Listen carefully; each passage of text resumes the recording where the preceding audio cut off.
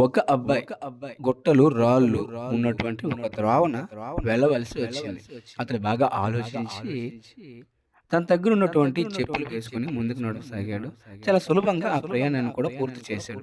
అదే అబ్బాయి చాలా చదునైన త్రోవ వెంబడి వెళ్ళవలసి వచ్చింది. అదే నడుచుకుంటూ ముందుకు వెళ్తూ ఉంటే దారి మధ్యలోన తన కాళ్ళ మధ్యకి చెప్పులకి ఒక రాయి పెక్క ఉండిపోవడం జరిగింది.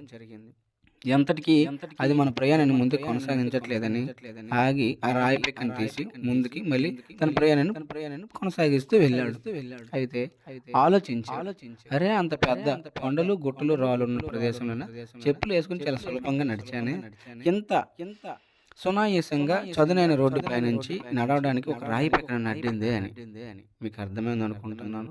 మనం ఏదైతే సమస్యగా భావిస్తామో, కష్టంగా భావిస్తామో, మన తలలోనికి ఎప్పుడైతే ఎక్కించుకున్నామో మన ప్రయాణాన్ని ముందుకి కొనసాగనీయకుండా ఆపుతాయి.